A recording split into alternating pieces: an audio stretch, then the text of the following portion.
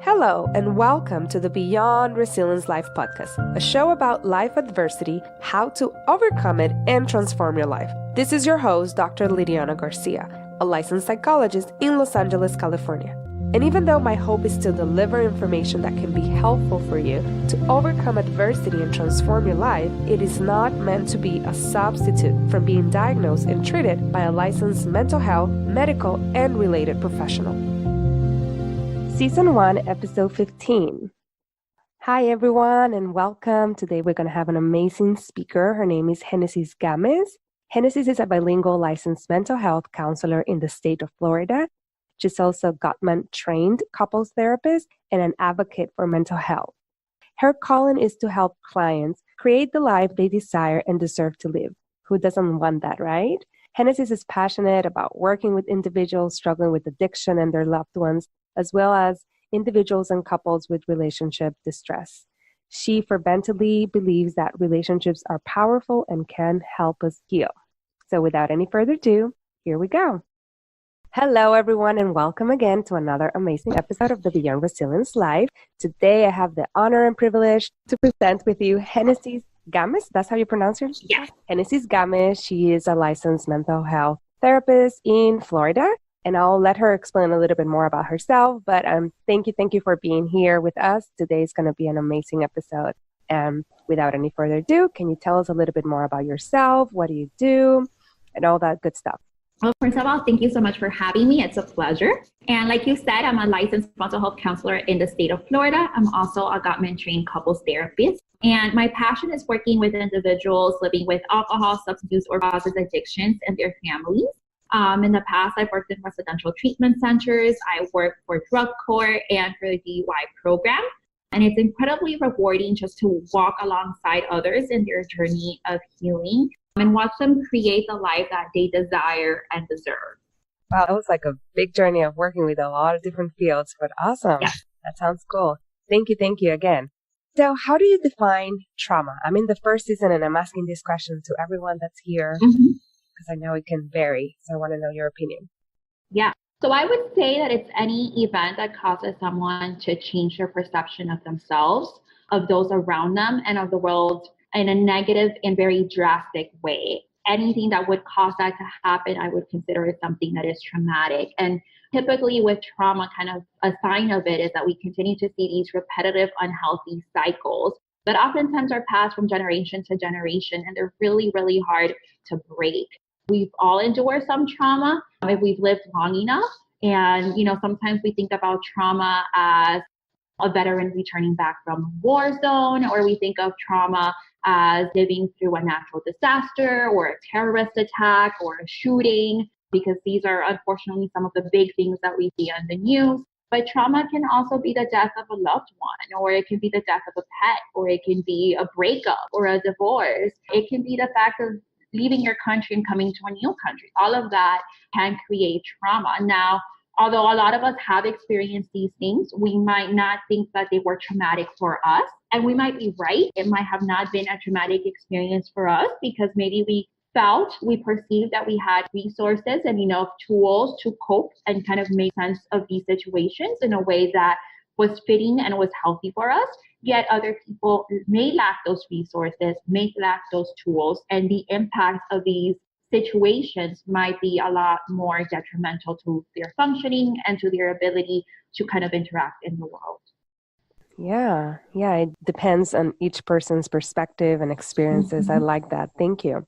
And how do you define, because today's episode is about substance use as a method to cope with unresolved trauma. So how do you define substance use? I think that's very important because in the general public, there's this idea that certain substance use is worse than others. So if I'm injecting heroin, it's worse than if I'm smoking pot, for example, or it maybe has to do with how much of it or how frequently I'm doing it.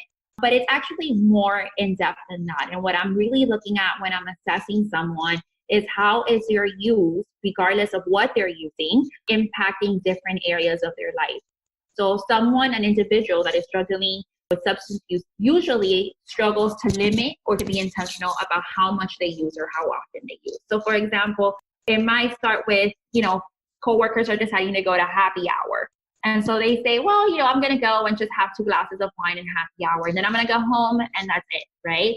And instead of being just 2 glasses of wine and happy hour, it ends up they might just have the 2 glasses of wine at happy hour, but then they go home and they have 3 bottles of wine. And that's it, right? So they're not able to contain themselves even to what their intent is, right? The intent might not always be to get drunk, but they end up getting drunk anyways in the case of alcohol. Also, it's their ability to not be able to abstain from just not using or not drinking at all. Their family might be suggesting, well, just to prove it to yourself, try to stay clean for a month. Don't drink, don't use for a month. And they may have the intention, but they're not able to follow through with that. There's a lot of obsessive thoughts or cravings that really impair concentration. So there is this very overwhelming need to use or to drink that does not allow them to focus on their regular task, whether it's at work or it's in school or it's caring for family. They're not able to be fully present. There's also a development of tolerance.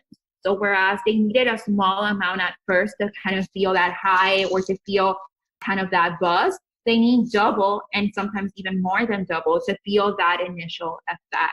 So they might seem very functional, yet they've had, 10 beers and you wouldn't know. They also experience withdrawal symptoms. So when they go elongated amount of time without drinking or using, they begin to feel physically sick. And a lot of times it looks like the flu. So they may be having cold sweats, they might be having, they might be shaking, they may be having fever, stomach problems, a lot of body pain, headache, a lot of what the flu would look like. And we have to be careful with withdrawal symptoms because at times they can be deadly, especially for people that are drinking alcohol or using benzos can be deadly. The detox process can be deadly because your body has to kind of acclimate to not having those chemicals in your body. And so in that process of where your body is trying to acclimate and be like, okay, you're not giving me enough of that, I need to start producing it myself. There's a lack of it, and that can really create problems, heart problems and respiratory problems that can be fatal. Also, we want to see socially what's going on and relationally.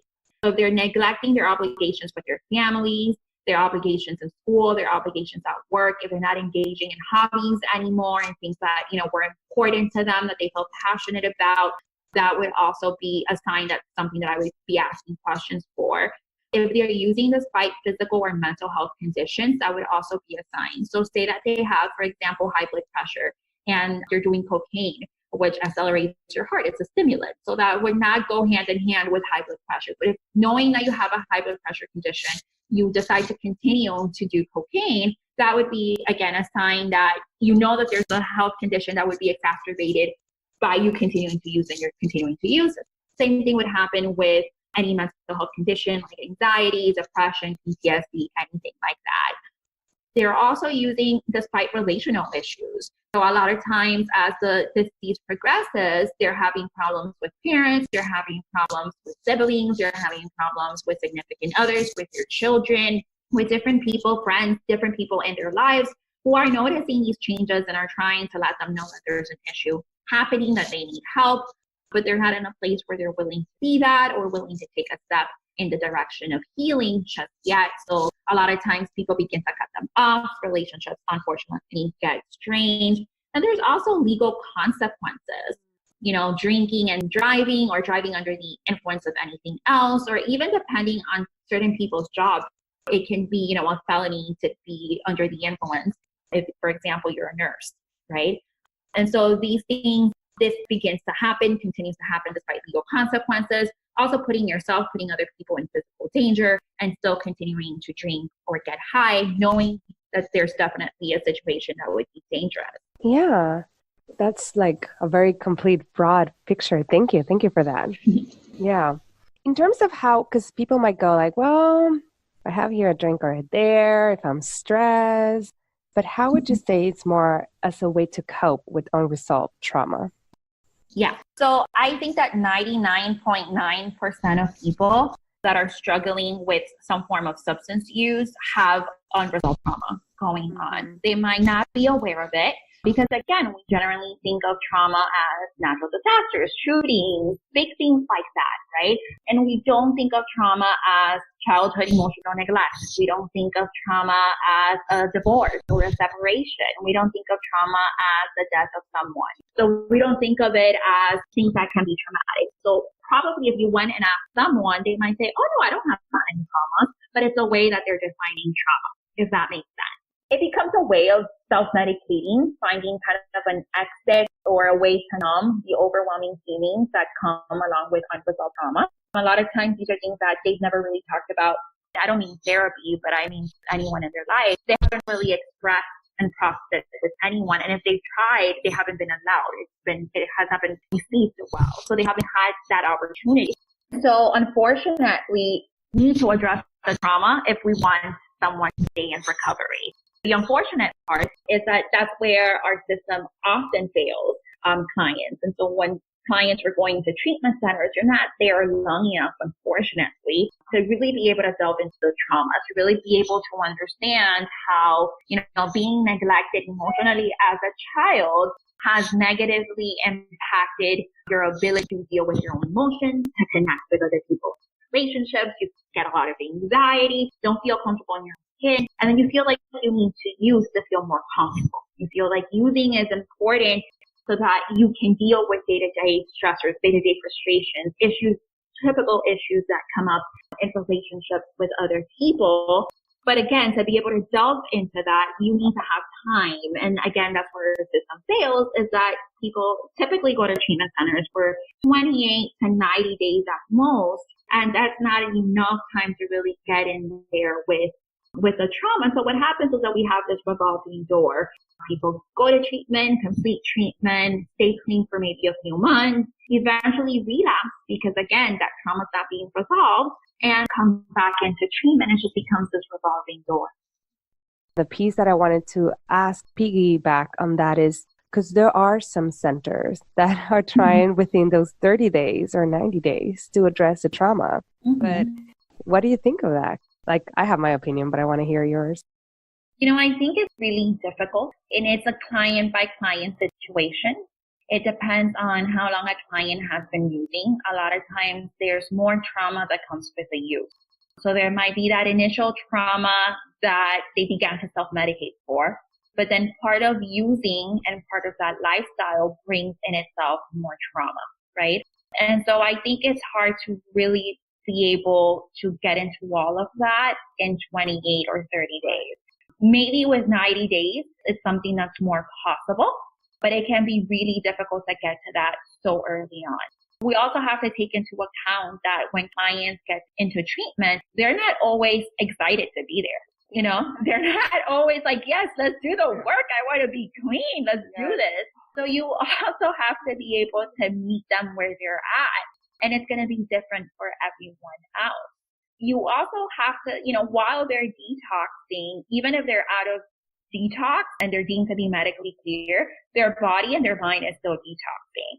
They're still not sleeping well. They're still having gaps in their memories. They're still feeling sick sometimes. And so this also gets in the way of their mood and their ability to cope. I mean, think about it. I know that when I don't sleep well and I don't feel well, I get moody and I am more irritable and, I don't want to talk about certain things.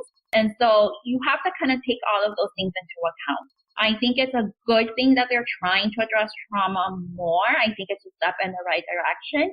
But we also have to be realistic that there's a lot of components that go into it, and it's not cookie cutter. Everybody is different.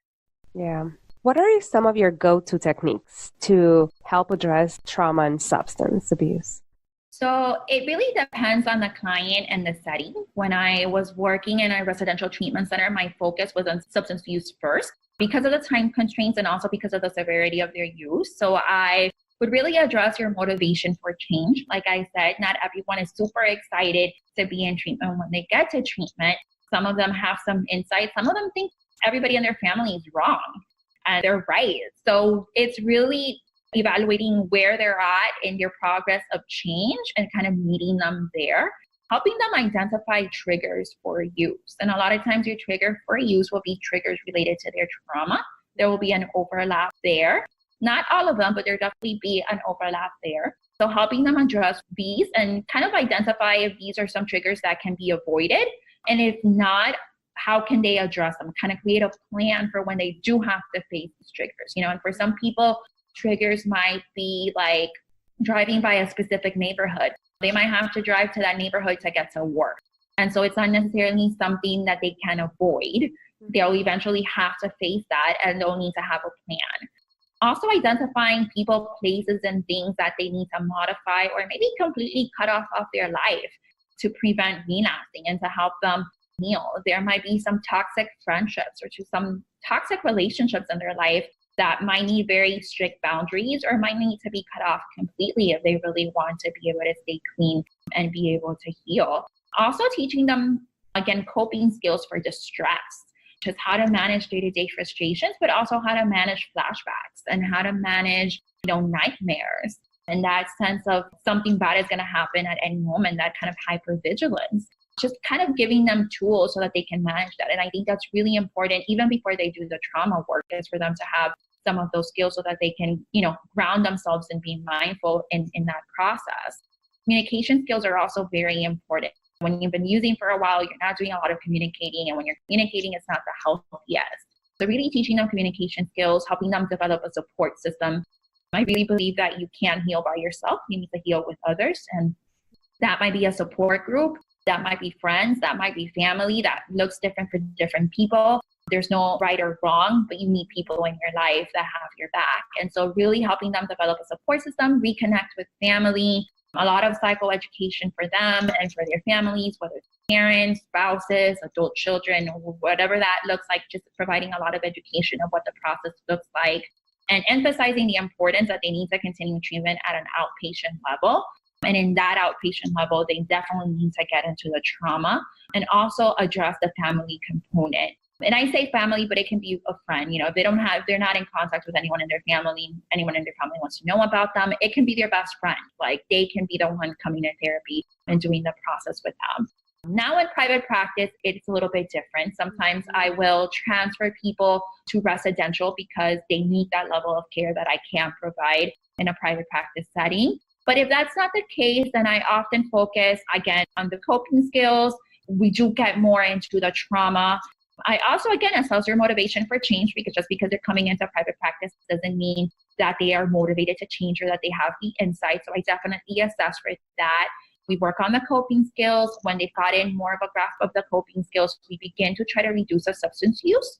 So for example, for someone that maybe is getting drunk every day, we try to be, maybe we can get drunk every other day. And let's see how that goes. And let's see what helps us not get drunk on the days that we're not supposed to get drunk, right? Now, you can do that with things like alcohol. You can't do that with things like heroin, for example. I was going to ask about that because there's this big two, usually like opposite ideas of abstinence or harm reduction. So you're talking more on the harm reduction. That's my understanding. The way that I say it to clients is that I don't know if they're ever going to be able to use again. And when I'm having this conversation, it's usually about alcohol or it's usually about marijuana. It's not about something deadly like heroin. With heroin, I am definitely more on the abstinence side. With things with marijuana, cocaine, or alcohol, which are not, they can be deadly, but you don't necessarily overdose on them as frequently as you would with things like heroin, fentanyl, and other opiates. We start from a harm reduction. Okay. And then I think for some of them, they know that they can't use again, and they kind of know that for themselves. They know that if they ever used again, it would get out of control. But I don't even take it there yet with them because it can be very overwhelming. I love WABA. I think WABA is the best. And if someone ever told me you can never in your life ever have anything that contained WABA, I would feel very, very, very overwhelmed and very sad, and I would cry. So that's just WABA. That's not, that's not a drug of any sort. So I try to start from a harm reduction. I honestly tell them, I don't know, everyone is wired differently. Maybe if we work through the trauma, you are able to go to a place where you can drink socially or you can smoke socially and be in control of your use. that may happen, that may not happen. We would have to, kind of address that when we get to that point. But if we're in day one of therapy, you're very far away from that point anyways. Right. Right. But I like this perspective because usually I see more of those two opposite perspectives and not even taking in consideration the type of drug or the type of use. Yeah. And I think, like you said, they're very polar opposites, but I think the type of drug makes a big difference. We're having more research on what the different drugs do to the brain. We know with things like crystal meth and heroin, addiction happens almost instantaneously, and it's not really like this drawn out process. Now we know that someone can drink all of their lives and then develop an alcohol problem when they hit middle age, but yet they've been drinking for 20 years and been perfectly fine. So these are things that are different. And I think that we need to begin to take into consideration that not all substances and not all drugs are the same. Their impact is different. And so the recovery can look different. Also, people are different. Yeah, I love this perspective of more of an individual. Mm-hmm. Yeah. What are some of the insights or new meanings that people have achieved after doing the work, after kind of processing the trauma and managing their substance? Yeah, I think that they really realize how much they've lost with their substance use, and not just financially, but just relationship-wise, opportunities, things that they could have been doing that they didn't do. And although this sounds negative, I think it's really important because for you to be able to be willing to give up something that you've enjoyed or that has been a big part of your life, even if you haven't enjoyed it all the time, but has been a very big part of your life, you have to know why you're giving it up, right? And so if you want some of these opportunities back in your life, if you want to be able to have stable relationships, be at a stable place financially, be able to do other things that you're passionate about, you need to know and you need to have it very clear that if you continue to use in the way that you've been using, you're not going to achieve these things. Also, they learn to take responsibility for their role in situations. And one thing that I always say to my clients is you're not at fault for what happened to you, whatever traumatic event happened to you. You didn't choose that. You had no control over that, but we do have control over how we react afterwards, about how it impacts our life and whether we decide to do the work and recover or not. That is definitely our responsibility. And so they learn to take that ownership. They learn to forgive themselves and learn to love themselves again, but also forgive other people around them. They gain healthier relationships. They no longer feel like they're being held hostage by their substance of choice. And they feel confident in their ability to really achieve their highest potential. And I think it's really incredibly empowering to see yourself kind of construct piece by piece the life that you never thought you could have. But piece by piece kind of begin to do that for yourself is very empowering and really very healing in its own way. Yeah, I think all these new different perspectives that people can gain afterward, because there's a lot of people that have struggled with substance and then later on go into creating amazing lives. Absolutely. It's definitely not impossible. Yeah. In terms of any resources or any recommendations that are your favorites working with trauma and or substance?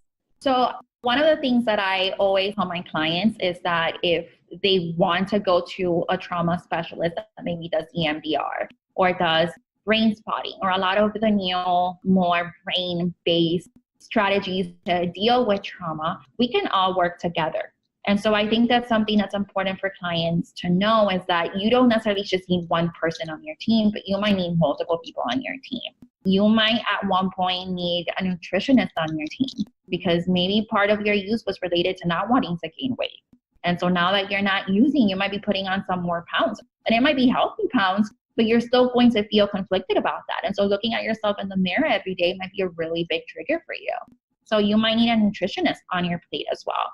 You might need a doctor. You might need a psychiatrist. You might need different people kind of on your team. And so that's something that I always kind of emphasize to clients. It's okay. You don't just need me. You might need more people. And we can all work together to provide you with comprehensive treatment. So that's definitely something that I would suggest for people in outpatient or in private practice settings, even in residential settings. If you're looking for a residential setting for yourself or for a loved one, see if they have trauma specialists on board. See if they have a psychiatrist that's on staff. Make sure that they have nurses and doctors. But they have family therapists that will do family therapy, couples therapy as well. And that's where, it becomes complicated because the financial aspect plays a big role on that. And so some people that might not have insurance and might not be able to pay out of pocket would have to go to community agencies and community treatment centers that might not have as much flexibility as to, the staff that they have and how diverse the staff is. So that's where it becomes a little bit complicated. And that's something that I definitely understand. With insurances, you can ask your insurance company for a list of treatment centers that are covered, and then you call them, kind of interview them, ask them questions if you're able to tour them, get a feel for it, because you want to make sure that you're going to the right place and that it's going to be the right experience for you. And if it's outpatient, then you can definitely, again, through Psychology Today, Latinx Therapy, the directory, and a lot of other directories out there, as well as just a Google search in your area, you can find therapists that are specialized in addiction, but also kind of have a background in family systems and in trauma, because they all come together. You don't have to have one therapist. You can have multiple therapists if needed. But again, when finances become a problem, you want to try to make sure that you find a therapist that maybe can cover more of those areas. And then support groups are really important because, again, you can't do it alone and your therapist won't be with you 24/7. So you need to create kind of that community that supports you in your process of healing. So I always suggest Alcoholic Anonymous or Narcotic Anonymous because they're the most common. They're pretty much everywhere in the United States and even abroad. If you go on a cruise ship, you're going to have an AA meeting as well. And that's very easy. You can do a Google search of AA or NA in your area with your zip code, and a ton of them will come up. They also have more specific ones. So they have like Cocaine Use Anonymous. They have Sexual Addiction Anonymous. I think I said it wrong, but something like that. They have for more of the specific ones as well, but those are not as common as the standard AA or NA. Regardless, any of them would be helpful in, again, creating that community and doing part of that self-work, but in a community basis. Also, Al-Anon and Alateen are great resources, which are also family of AA and NA. Al-Anon is for family members or loved ones that have a loved one that's struggling with an addiction, and really kind of helping them through their own recovery and their own healing, because we know that addiction is a family disease. It doesn't only impact the individual that's using. And so Al-Anon really provides that support for the families, understanding what the recovery process looks like, understanding why they continue to relapse, understanding sometimes the codependency that takes place as well. Alateen is essentially the same, but it's for teenagers. So this would be great for teenagers who may have a sibling that's struggling with substance use or a parent that's struggling with substance use. There's also Celebration Recovery. This one is a Christian-based support group, so it often comes out of churches, Christian churches. And the interesting thing about Celebration Recovery is that it's not limited to substance use. It's often open to people struggling with trauma, anxiety, depression, other mental health conditions as well. So it's a little bit more of a varied group. And then the other one that I really like is Smart Recovery. And that's more of the fully secular version of all of these. Like AA and NA are spiritual, but not necessarily attached to a specific religious belief. Celebration Recovery is more Christian-based. And then Smart Recovery is completely secular. They do things like REBT, CBT, and things that your therapist would basically do with you. They have a lot of resources online that you can just download and use. They have videos, and then they have meetings as well. Okay. Thank you. And I'll add this in the show notes if we're all are interested in getting at least the information. Mm-hmm. Any favorite books or movies that have inspired you to keep on doing this hard work? I am a poetry lover, and I think poetry is so powerful. It's probably one of the most powerful forms of art because I think it really captures the human experience in a very unique way. And I actually enjoy using poetry with clients because, again, I think it can resonate so well with it. That can be very cathartic. And so I really love The Prophet from Khalil Gibran. Milk and Honey and Sun and Her Flowers from Rupi Kapoor are just one of my favorites. Thank you. Yeah. And how can the listeners follow you or contact you? Yeah. So for contact information, they can email me at genesis@southmiamipsych.com. And so if they're in Florida and they're maybe interested in therapeutic services, that would be the best way to contact me. But they can also follow me on Instagram at the Miami Therapist and on Facebook as Genesis Gomez, LMHC. Okay. And I'll put those here. Any last things you want to mention or any last thoughts? I think the most important thing to understand is that addiction is not a moral failing. It's really a symptom of something deeper that's going on. And again, that we can't heal by ourselves. We need to heal together. And the only way that we can achieve long-term recovery is by making, some radical lifestyle changes. Things cannot look the same. Nothing in our lives can look the same. If it looks the same, then we're bound to relapse. Yeah. Thank you again so much for all this insight on your work and all these recommendations. I know for the listeners, it will be really helpful. Thanks again. And thank you for having me. Yeah. And have a great rest of your day, everyone. Thank you. Bye. Thank you so much for listening to the Beyond Resilience Life podcast. I'm so happy to have you here. If you like this episode, please make sure to review it and comment on it and share it with your friends and family. Until next time.